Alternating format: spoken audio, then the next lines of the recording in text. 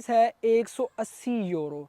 180 euro यानी कि 50-55-60 हज़ार रुपये बनता है। इसकी ओरिजिनल फ़ीस है ग्रीस के वीज़े की। इसके अलावा नॉर्मल जो आपने अपनी कंट्री से काम करवाने होते हैं, जैसे कि लाइक मेडिकल है, मेडिकल की फ़ीस 30-40 हज़ार रुपये लग जाती है जो आप अपनी ही कंट्री से। ग्रीस का वर्क वीज़ा लगा है और उस वीज़े के ऊपर उनका शेंजन वीज़ा है। अभी उन्होंने वहाँ पर फिंगर नहीं दी है और उस वीज़े के ऊपर आ चुके हैं, क्योंकि अभी ग्रीस के अंदर सीज़न स्टार्ट नहीं हुआ था उनका। तो वो आए, उन्होंने उसी वीज़े के ऊपर अब फ्लाई की है ग्रीस से इटली के लिए। इटली में आया, इटली से फिर स्पेन, पुर्तगाल, आगे पीछे। वाइफ को बुलाना है, कम से कम उसके पास 3 साल के टैक्स रिटर्न पेपर हों, उसने टैक्स दिया हो 3 साल का। अस्सलाम वालेकुम दोस्तों, उम्मीद है कि आप सब खैरियत से होंगे। मेरा नाम है अदीज मीर और आप देख रहे हैं हमारा फेसबुक पेज और यूट्यूब चैनल। आज हमारी सीरीज़ की चौथी वीडियो है और ये वीडियो है ग्रीस के ऊपर। जितने भी दोस्त ग्रीस के हवाले से क्यूरियस हैं, जैसे कि न्यू जनरेशन जो अब बड़ी हो रही है, बहुत से लोगों के सवाल हैं ग्रीस में वर्क परमिट के हवाले से, ग्रीस में स्टडी के हवाले से और ग्रीस में काम के हवाले से क्या सूरत हाल है। वैसे एक मेरी अपनी भी स्टोरी है ग्रीस के अंदर के, ग्रीस में मैंने जो अपना वक्त गुजारा, वहाँ पे कैसे रहे। आज बहुत सी बातें आपके साथ शेयर करनी है, क्योंकि इसमें आपको पता चल सकेगा कि ग्रीस के हवाले से जो भी दोस्त जानना चाहते हैं कि ग्रीस में अगर हम वर्क परमिट के ऊपर जाना चाहते हैं, कितनी रेशो है ग्रीस की, आप कैसे वहाँ पर जा सकते हैं, तो सारी बातें आज की इस वीडियो में डिस्कस होंगी। आइए स्टार्ट करते हैं इस वीडियो को, और आपने इस वीडियो को लाइक, फॉलो और शेयर करना। जी हाँ दोस्तों, आज ग्रीस के हवाले से बात कर रहे हैं कि ग्रीस के अंदर आप कैसे जा सकते हैं, क्या तरीक़ाकार है। ख़ास तौर पे बहुत सी फैमिलीज़ का, बहुत सी लेडीज़ का ये मैसेज आ रहा होता है, ये बात पूछ रही होती हैं कि हम ग्रीस में अपने हस्बैंड के पास जाना चाह रही हैं, या हम वहाँ पे फैमिली रीयूनियन करना चाह रहे हैं, तो उसमें भी क्या चीज़ें हैं। देखिए, स्टार्ट के ऊपर मैं आपको बताना चाहूँगा ग्रीस की पॉपुलेशन के बारे में। ग्रीस की जो पॉपुलेशन है इस वक्त राउंड अबाउट 11 मिलियन पॉपुलेशन है, 11 मिलियन यानी कि 1 करोड़ से ऊपर की इसकी पॉपुलेशन है ग्रीस के अंदर। और उसके बाद ग्रीस के लोगों की बात आ जाती है। ग्रीस के लोग कैसे हैं, मैं खुद वहाँ पे रहा हूँ, मैंने ऑब्जर्व किया है। एथेंस, उसके बाद सलोनिकी है। एथेंस इसका ग्रीस का कैपिटल है, एथेंस शहर इसका कैपिटल है। और ग्रीस एक ऐसा कंट्री है जिसके पास बहुत ज़्यादा इसके पास जजीरे हैं। और ग्रीस को चला कौन रहा है? ग्रीस एक यूरोपियन यूनियन का हिस्सा है, ये एक यूरोपियन कंट्री है जिसे यूरोपियन गेट भी कहा जाता है, कि एशिया के अंदर, बरसगीर के अंदर ये एक पहला ऐसा कंट्री है जो यूरोप का गेट है। तो जब कोई भी बंदा ग्रीस के अंदर आता है तो समझें कि आप यूरोप के अंदर एंटर हो चुके हैं। और ग्रीस को चलाने वाला यूरोप भी है, मुकम्मल यूरोपीय यूनियन है। ख़ास तौर पे जर्मनी ग्रीस को सपोर्ट कर रहा है। ग्रीस के जजीरों की बात की जाए तो 2 ऐसे जजीरे हैं जिसमें बहुत ज़्यादा काम भी है और टूरिस्ट भी वहाँ पर बहुत ज़्यादा जाता है। एक है क्रीती और दूसरा है संतोरनी, जो वाइट जजीरा है जिस पे बहुत ज़्यादा होटलिंग का काम बहुत ज़्यादा वहाँ पर। ये 2 जजीरे हैं ग्रीस के। उसके अलावा ग्रीस के बहुत ज़्यादा जजीरे हैं। वह यूरोपीय यूनियन का एक ऐसा कंट्री है जिसके पास बेशुमार जजीरे हैं। एक जजीरा तो ऐसा है जो जहाँ पर तुर्की और ग्रीस दोनों इकट्ठे हैं और जिनमें बॉर्डर लाइन भी कुछ भी नहीं है, यानी कि कोई भी इधर उधर आ जा सकते हैं।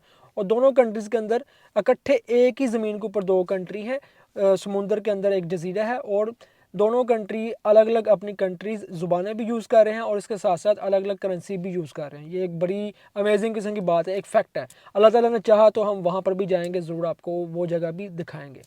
तो उसके अलावा अब बात करते हैं ग्रीस की लड़कियों के हवाले से। बहुत से लोगों के ये क्यूरीज होती हैं कि क्या इवन कि आपको अक्सर औकात जब आप ग्रीस का इंटरव्यू देंगे वर्क वीज़े के हवाले से, आपका जब भी वर्क वीज़ा अप्लाई होता है, अल्लाह पाक करम करे जो दोस्त भी ये वीडियो देख रहे हैं कि उनके वर्क वीज़े भी लग जाएँ, उनका ये सारे जो मामला है वो हल हो जाए। लेकिन स्टेप बाय स्टेप चीज़ें हैं, मैं आगे चल के आपको बताता हूँ। ग्रीस की लड़कियों की बात की जाए तो ग्रीस की लड़कियाँ बहुत ही अच्छी हैं, बहुत ही नाइस हैं, मैंने खुद भी देखा है। और पाकिस्तानियों के साथ शादी करने के लिए रजामंद हो जाती हैं। बस बात यह है कि वहाँ पे एक बंदा अच्छे तरीके के साथ रह रहा हो, वहाँ पे कारोबार है, नौकरी है, जो भी है अच्छे तरीके के साथ करे, कोई गलत काम ना करे। ग्रीस की लड़कियाँ ऐसी हैं कि शादी करने के लिए तैयार होती हैं। और हमारी पाकिस्तानी, आप अगर यूथ की बात करें, हमारे जो पाकिस्तानी लोग वहाँ पर मुकीम हैं, आप उनको भी देख सकते हैं। काफ़ी ज़्यादा इंटरव्यू भी आपने देखे होंगे कि बहुत से हमारे लोगों ने वहाँ पर शादियाँ की हैं और लड़कियां वहाँ पर बाकायदा एज़ जैसे फैमिली के साथ रहती हैं उसी तरह रह रही हैं। तो वहाँ की लड़कियां भी, एक ग्रीस ऐसा कंट्री है कि जिसके अंदर भी लड़कियां पसंद करती हैं कि हम शादी के अंदर रहें, मुसलमान भी हो जाएं या जो भी आप उन कल्चर के हवाले से बात की जाती है, जैसा भी कल्चर है वो अडॉप्ट करना चाहती हैं, जो भी सूरत हाल है। तो उसके क्योंकि ग्रीस भी एक ऐसा कंट्री है जो क्रिश्चियंस को लेके और इस तरह की तालीमात को लेके, जैसे कि वो अपने कल्चर के अंदर बहुत ज़्यादा इन है। मैंने अक्सर वहाँ पर देखा, वहाँ के जो चर्चेज़ हैं वहाँ पर भी बहुत ज़्यादा इबादत की जाती हैं। तो इन सब चीज़ों को देखते हुए ना ग्रीस की जो लेडीज़ हैं तो वो काफ़ी ज़्यादा सिंसेयर हैं, और इवन के वहाँ पे गुर्बत भी बहुत ज़्यादा है, तो इस वजह से वहाँ पर लोग अगर सेटल होना चाहें तो हो सकते हैं। हाँ, अगर आपको इंटरव्यू के अंदर सवाल होता है कि क्या आपको वहाँ लड़की मिल जाए शादी करेंगे तो क्या या नहीं करेंगे, तो भाई आपका जवाब यही होना चाहिए कि मैं शादी नहीं करूँगा, मैं वहाँ पर काम करने के लिए जा रहा हूँ। ठीक है, ये एक हिंट आपको बताया। अब बात करते हैं जी जॉब्स के हवाले से कि ग्रीस के अंदर जॉब्स कौन सी। सबसे पहले दो पोर्शन है, एक है एग्रीकल्चर फील्ड और दूसरा है सिटी लाइन के ऊपर। एग्रीकल्चर शहर से थोड़ा बाहर होता है, जैसे कि गांव है उस जगह पे, तो उसके अंदर अंगूरों का काम है, जैतून का बहुत ज़्यादा काम है और माल्टों का बहुत ज़्यादा काम है। मैंने खुद जो पर्सनली खुद जो मैंने काम किया है वो माल्टे का काम किया है। ठीक है, बहुत ज़्यादा ये काम है। और इसके अंदर जो इस वक्त पर डे एक बंदा कितने पैसे कमा सकता है एग्रीकल्चर के अंदर, 50 यूरो से लेके 60 70 80 यूरो तक, ये अब आप पे डिपेंड करता है। अगर आप मजदूर हैं एग्रीकल्चर के अंदर काम करते हैं तो इतने पैसे, और अगर आप एग्रीकल्चर के अंदर वहाँ पर ट्रैक्टर चलाते हैं, गाड़ी चलाते हैं, ठीक है, वो आप 100 150 यूरो ग्रीस के अंदर रहते हुए भी कमा सकते हैं। ये जेन्युइन बात है, ये एक हकीकत है। ठीक है, हम खुद काम करके आए, हमें पता है। इस वक्त भी हमारे दोस्त हैं तो सारी इंफॉर्मेशन हमारे पास होती है। अब बात करते हैं इससे हट के शहरों की तरफ। जब मैं एथेंस में आया, एथेंस इसका कैपिटल है, फिर उसके बाद सलोनिकी के अंदर भी मैं रहा हूँ, वहाँ पर भी बड़ा अच्छा माहौल था, और संथोरनी जो जजीरा वहाँ पर भी हमारा दोस्त था, उसका अपना होटल था। ठीक है, ये मैं जॉब्स के हवाले से बता रहा हूँ कि आपको अक्सर का एग्रीकल्चर का वीज़ा मिलता है। और अगर सिटी के अंदर बात करें तो आपको गोश्त के काम का वीज़ा मिलता है। गोश्त का काम है, कोई ना कोई दुकान का वीज़ा निकलता है, गोश्त के ऊपर आपको रखना होता है, सेलमैन, या आपने गोश्त काट के लोगों को देना है, तो ये उसका वीज़ा भी निकलता है। ठीक है, और इसके अलावा पेंट का काम बहुत ज़्यादा है। आप पेंट का काम जानते हैं, क्योंकि पेंट के अक्सर पाकिस्तानी हैं या इंडियन हैं या मित्र हैं, वो ठेके लेते हैं वहाँ पे, वो भी काम बड़ा ज़बरदस्त है। कार वाश का काम है, अक्सर लड़के वहाँ पे कार वाश पे लगे हुए हैं, कार वाश कर रहे हैं। इसके अलावा वहाँ पे फैक्ट्री लाइन का काम है, फैक्ट्री के अंदर 1100 से 1200 यूरो सैलरी है। जो पुराने लगे हुए हैं 1300 भी है कई कई लोगों की सैलरी। तो फैक्ट्री लाइन के अंदर सिलाई का काम भी है, दूसरे तीसरे भी काम है, वहाँ पे जो लोग लगे हुए हैं वो काम कर सकते हैं। ठीक है, ये तो थी जॉब्स सिटी के अंदर और एग्रीकल्चर के अंदर।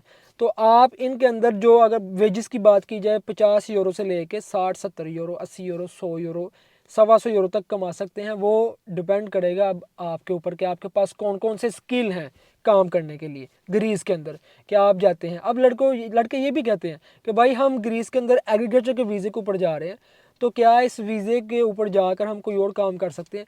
देखिए, जब आप जिस वीज़े के ऊपर जा रहे हैं पहले तो आप वो काम करेंगे, वहाँ पर अपने पेपर को, इस जो लेबल आपको लगा है एग्रीकल्चर का, इसको हटा के जब दूसरी दफ़ा आप रीन्यू करवाते हैं डॉक्यूमेंट्स को, आपके पेपर नॉर्मल हो जाते हैं, इसके अंदर जो नॉर्मल पेपर हो जाएंगे, उसके ऊपर फिर आप जो भी काम करना चाहते हैं, अपना काम करना चाहते हैं, किसी और का काम करना चाहते हैं, कोई और आपका शोबा है, आप उस फील्ड में जा सकते हैं। ये आपके ऊपर डिपेंड है।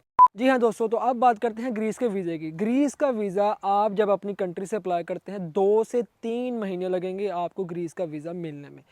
2 to 3 मंथ आप किसी भी कंट्री से हैं, आपको ये वीज़ा मिल जाता है, इशू हो जाता है। अब ग्रीस के वीज़े की ओरिजिनल फ़ीस कितनी है? इसकी फ़ीस है 180 यूरो।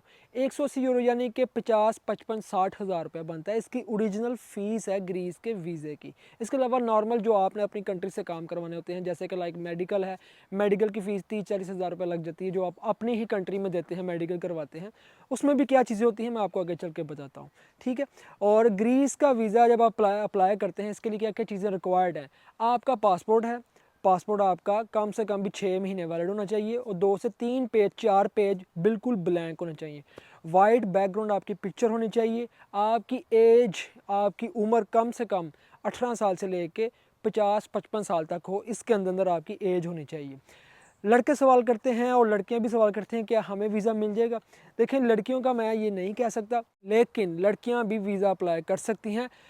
शर्त ये है कि कोई आपका अपना वहाँ पर हो। आप अगर किसी से बात करती हैं या किसी से कोई भी बात करता है, इस सूरत के अंदर ज़्यादातर लड़कियों के साथ धोखे होते हैं। लड़कियों से पैसे हड़ता लिए जाते हैं, उनसे पैसे ले लिए जाते हैं, और फिर उसके बाद उनको कुछ भी नहीं बताया जाता। और इस तरह से बहुत से मसले पेश आ भी रहे हैं, बहुत सी लेडीज़ के साथ इस तरह से धोखे हो भी रहे हैं। आप कोशिश करें कि आप हमेशा अपने घर के सरबराह को आगे करें ताकि वो सारे काम कर सकें। जैसे जिनका कोई यहाँ यूरोप के अंदर है तो वो अपनी वाइफ के लिए करवा सकता है, अपनी सिस्टर के लिए स्टडी बेस के ऊपर करवा सकता है, लेकिन डायरेक्टली लड़कियों का जाना इतना ईजी नहीं है जब तक कि उनको हर चीज़ का, हर बात का पता ना हो। ठीक है, आपकी कंट्री के अंदर एम्बेसी है, आप जितनी भी मालूमात इंफॉर्मेशन लेना चाहते हैं ग्रीस की ऑफिशियल पोर्टल के ऊपर जाकर वहाँ से भी ले सकते हैं। पाकिस्तान इस्लामाबाद के अंदर भी एम्बेसी है, लाहौर के अंदर भी इनका दफ्तर है, वहाँ से भी पूछ सकते हैं। इंडिया के अंदर मुंबई, दिल्ली और भी बहुत से सिटी हैं, वहाँ से भी पूछ सकते हैं। सारी मालूमात आपको जो भी चाहिए हो, जब आपको यूट्यूब से, हमारी वीडियो से इतना कुछ पता चल जाता है तो वो चीज़ें जो रह जाती हैं आप डायरेक्टली जाके आप वहाँ से क्लियर कर सकते हैं। लड़के ये सवाल कर रहे हैं कि क्या जब हमारा ग्रीस का वीज़ा आ गया हम इसको कंफर्म कैसे करवाएं। लड़के अक्सर कहते हैं अदिल भाई आप कंफर्म कर दें। देखें, मैं एम्बेसी के अंदर जॉब नहीं करता, मैं एम्बेसी के अंदर नहीं हूँ। आपने जब भी अपना वीज़ा कंफर्म करवाना होता है भाई, आपने ओरिजिनल पैसे दे के वीज़ा लिया है, आपने गलत तरीके से कोई काम नहीं किया।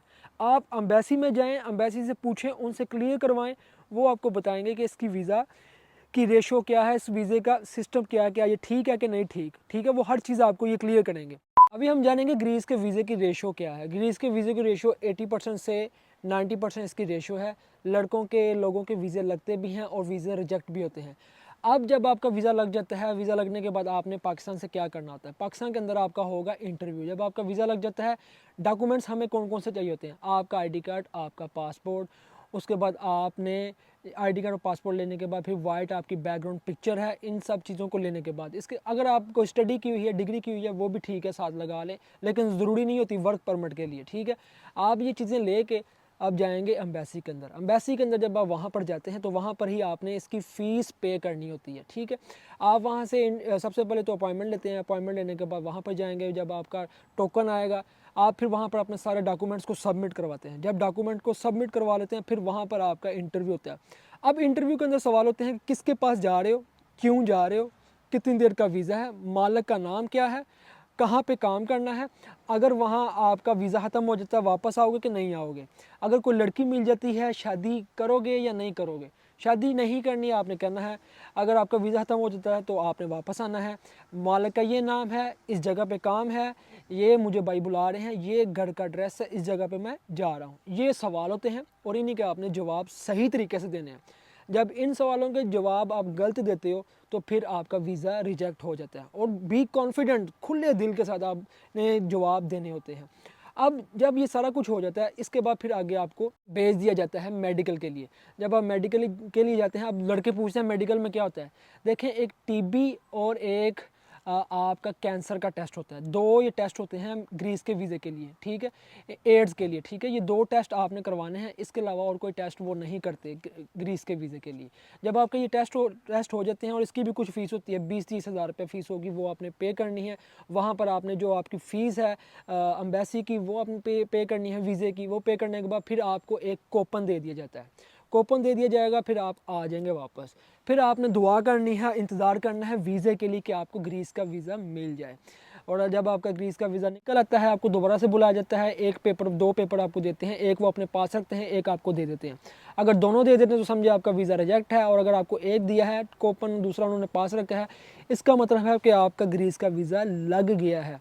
तो मुबारक हो, आप ग्रीस के लिए फ़्लाई करने वाले हैं। ठीक है, और आपका ग्रीस का वीज़ा अब डिफरेंट कैटेगरी के वीज़े हैं। जैसे कि अब प्रैक्टिकल एग्जांपल मैं आपके साथ शेयर करने वाला हूं। कुछ दिन पहले मेरी दोस्त के साथ बात हुई, ग्रीस के अंदर आए हैं, उनका लगा है ग्रीस का वर्क वीज़ा लगा है और उस वीज़े के ऊपर उनका शेंजन वीज़ा है। अभी उन्होंने वहाँ पर फिंगर नहीं दिए और उस वीज़े के ऊपर आ चुके हैं, क्योंकि अभी ग्रीस के अंदर सीज़न स्टार्ट नहीं हुआ था उनका। तो वो आए, उन्होंने उसी वीज़े के ऊपर अब फ्लाई की है ग्रीस से इटली के लिए। इटली में आए, इटली से फिर स्पेन, पुर्तगाल, आगे पीछे घूमे, घूम के फिर यहाँ पे देख के सारे निज़ाम ज़िंदगी फिर वापस ग्रीस में चला गया। ठीक है, अब उन्होंने मुझसे बात की, इंस्टाग्राम के ऊपर पूछा कि भाई क्या करना चाहिए। मैंने उनको बताया कि भाई ये सब कुछ आपके सामने, जिस कंट्री के अंदर आप लीगली हैं आपके लिए बहुत सी अपॉर्चुनिटी हैं, आप अच्छे तरीके के साथ रहते हैं, अच्छे तरीके के साथ काम करते हैं और आप अपनी लाइफ को अच्छे तरीके के साथ लेके चल सकते हैं। अब लड़कों का सवाल ये है कि क्या हम ग्रीस वर्क परमिट के वीज़े के ऊपर आगे फ्लाई कर सकते हैं कि नहीं। ये आपके वीज़े के ऊपर डिपेंड करता है कि अगर शेंजन स्टेट का आपका वीज़ा लगा हुआ है तो आप फ्लाई कर सकते हैं। ठीक है, बहुत से लोग हैं जो ग्रीस के अंदर आते हैं तो आप आगे भी जा सकते हैं, घूम फिर सकते हैं, ये आप पर डिपेंड है। और कोशिश ये करनी है कि जब भी आप जहाँ भी जाएँ आप लीगली हों, अपने आप को लीगल रखें। वर्क परमिट एक पर आया एक बंदा किसी भी कंट्री के अंदर, उसकी ये वैल्यू है कि यार वो किसी भी वक्त अपनी कंट्री में जा सकता है। ठीक है, जब भी उसको पीछे से कॉल आए वो जा सकता है, किसी भी मुल्क में घूमने के लिए जा सकता है। सबसे अच्छी बात है, सबसे बड़ी बात है, आपने इस चीज़ का ख्याल रखना। बाकी रही बात अब आगे आने की, ये मैंने आपको प्रैक्टिकल एग्जांपल बताई है। वो लड़का दोबारा सब इटली आ रहा है, वो कह रहा है कि मैंने अब इधर ही शिफ्ट होना है, मेरा पीछे दिल नहीं लग रहा। ये हर बंदे की अपनी अपनी एक विजन है, एक सोच है। वो कह रहा है कि मैंने अब इधर ही आना, मैं दोबारा से फ़्लाइट करवा के आ रहा हूँ। और हो सकता है वो मुझसे आके मिले भी और मैं आपको इंटरव्यू के अंदर उसकी सारी स्टोरी भी सुनाऊं और आप स्टोरी भी देखें कि क्या हुआ, कैसे लगवाया, कैसे आया, क्या क्या किया, क्यों ग्रीस को उसने छोड़ने की कोशिश की, वल्लाहु आलम क्या है उसके दिल में क्या नहीं। अब वो आएगा तो जानेंगे उससे। तो ये चीज़ है भाई, ग्रीस एक ऐसा कंट्री है। एट द एंड मैं आपको बताना चाहूँगा ग्रीस के हवाले से, मैं 6 से 7 महीने ग्रीस के अंदर रहा हूँ, मुझे बड़ा अच्छा माहौल लगा वहाँ पे। ग्रीस ऐसे ही है जैसे पाकिस्तान है, और ग्रीस के अंदर ज़लज़ले बड़े आते हैं ये बात भी हकीकत है। वहाँ पे मतलब ओपननेस बहुत ज़्यादा है, बहुत ज़्यादा ओपननेस है। फैमिली को लेके बात की जाती है कि क्या लड़के और फैमिलीज़ पूछते हैं क्या हम फैमिली रीयूनियन वहाँ पे कर सकते हैं, फैमिली को बुला सकते हैं। देखें, कोई भी आपका अगर ग्रीस के अंदर पहले से है, ग्रीस के अंदर रह रहा है और उसके पास वहाँ पर लीगल डॉक्यूमेंट्स हैं, पहली बात लीगल डॉक्यूमेंट्स हों, उसके बाद कम से कम अगर उसने अपनी वाइफ को बुलाना है, कम से कम उसके पास 3 साल के टैक्स रिटर्न पेपर हों, उसने टैक्स दिया हो 3 साल का। और अगर उसने विद बच्चों को भी बुलाना है तो कम से कम 5-6 साल के उसके टैक्स रिटर्न पेपर, 15 से 20 हज़ार जो उसका टैक्स है वो गया हो ग्रीस के अंदर, ये चीज़ ठीक है लीगल। फिर उसके बाद टैक्स गया हो।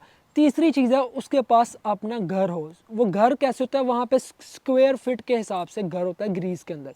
तो ये भी उनके हर कानून के हिसाब से वो चेंजिंग करते रहते हैं, कभी कुछ कभी कुछ। तो ये कुछ चीज़ें डिमांड है उनकी, तो ये चीज़ें आपके हस्बैंड के पास वहाँ पर हैं, वहाँ पर वो रहते हुए ये चीज़ें कर रहे हैं। उसके बाद फिर वो अपनी फैमिली को अप्लाई कर सकते हैं ग्रीस के लिए, लाइक बच्चे और बीवी को वो बुला सकते हैं। ऐसे बहुत सी फैमिलीज़ ग्रीस के अंदर हैं भी।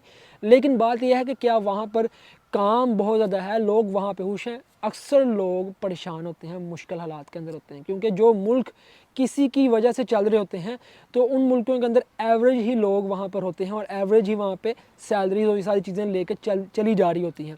और अक्सर लोग, आपने इंटरव्यू भी ग्रीस के देखे होंगे, लोग और लेडीज़ वहाँ पे बहुत सी परेशान होती हैं।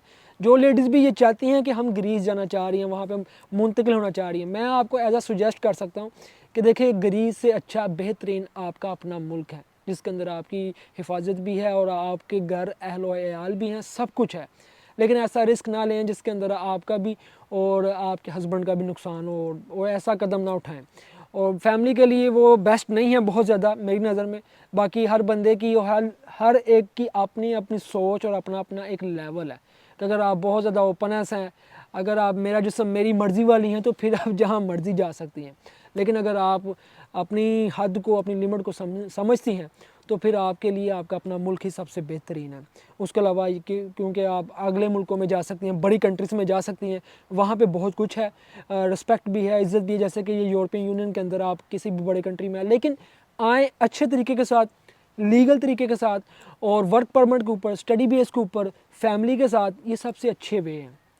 और आपको यहाँ पे कोई ना कोई सहारा चाहिए, क्योंकि यहाँ पे कोई भी जो है ना बंदा या लेडीज़ जो हैं वो रात को 10-11 बजे के बाद भी यहाँ पे बाहर नहीं घूमते, क्योंकि यहाँ पर भी हर एक ने अपना अपना देखना होता है, काम है, जॉब्स हैं, और इसके अलावा घर के मामला हैं, सब कुछ देखना पड़ता है। लाइफ हर जगह पे एक ही जैसी है, सिर्फ आंखों के आगे ये होता है कि यार शायद वो जो लोग बाहर हैं वो बेस्ट हैं और जो लोग हम हैं वो बेस्ट नहीं हैं। और बाहर वाले ये सोच रहे हैं वो लोग जो पाकिस्तान में बैठे, जो खा रहे हैं, जिनके पास सब कुछ है, अपना वतन है, वो बेस्ट हैं, और हम जो लोग हैं यहाँ पे बस पैसा कमाने के लिए आए हैं। तो ये दोनों तरफ एक सस्पेंस होता है। और बाहर आना और बाहर आकर फिर जब बंदा ये कहता है कि हाँ मैंने तो ये बहुत बड़ी गलती की, मुझे कुर्बानी देनी पड़ी और ये सब कुछ, मतलब आपके बाहर आने का मतलब ये होता है कि आपने हर चीज़ को कुर्बान कर दिया है। बाहर आने का ये मतलब है कि हर चीज़ आपने कुर्बान कर दी अपनों के लिए। अब आपकी ज़िंदगी कोई नहीं है, आप यहाँ पे काम करने के लिए आए हो, काम ही करोगे और बस पीछे उनका पेट भरोगे। तो ये लाइफ है। अल्लाह पाक सबके लिए आसानियाँ पैदा करे, सबको अल्लाह ताला की ज़ात कारोबार अता करे, अच्छे काम हों, अच्छी नौकरियाँ हों और अच्छे वसाइल हों और सारे एक साथ हों। फैमिली बहुत इंपॉर्टेंट है किसी भी कंट्री में हो, इसलिए मैंने इस वीडियो के अंदर फैमिली को भी शेयर किया है कि आप अपनी फैमिली को साथ रखें। फैमिली बहुत ज़रूरी है, फैमिली के बगैर इंसान की लाइफ नहीं है। दुआओं में याद रखिएगा। इंशाल्लाह हम आपको फिर मिलते हैं किसी वीडियो में, तब तक मुझे नहीं इजाज़त। अल्लाह हाफिज़।